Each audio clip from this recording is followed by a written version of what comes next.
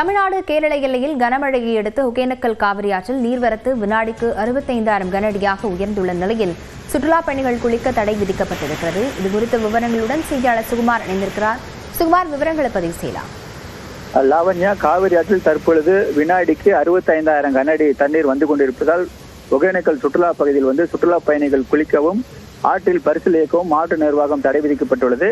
அதாவது கர்நாடகா மற்றும் தமிழக காவிரி நீர்பிடிப்பு பகுதிகளில் பெய்து வரும் கனமழையின் காரணமாக இந்த தண்ணீர் வரத்து அதிகரித்துள்ளது. அதாவது அக்டோபர் மாதத்தில் தற்பொழுது இந்த வெள்ளப்பெருக்கு ஏற்படுத்தி இதுவே முதல் முறையாகும்.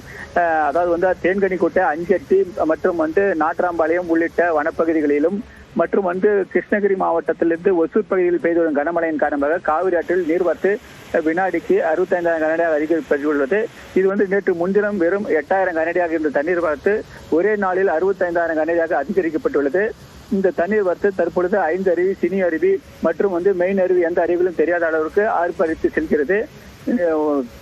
வெள்ளம் அதிக அளவு வந்து கொண்டிருப்பதால் சுற்றுலா பயணிகளின் நலன் கருதி மாவட்ட நிர்வாகம் ஆற்றில் இறங்கவும், அதாவது கால்நடைகளை அந்த பகுதிக்கு அழைத்து செல்லவும் கூடாது என மாவட்ட நிர்வாகம் ஏற்கனவே அறிவித்து உள்ள நிலையில் தற்பொழுது தண்ணீர் மேலும் மழை அதிக அளவு பெய்து வருவதால் தண்ணீர் வரத்து மீண்டும் அதிகரிக்கக்கூடும் என எதிர்பார்க்கப்படுகிறது.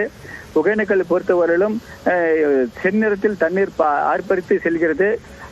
அதே போல இந்த தண்ணீர் மேட்டூரை நோக்கி இன்று 1 மணி நேரத்திற்கு சென்று விடுகிறது.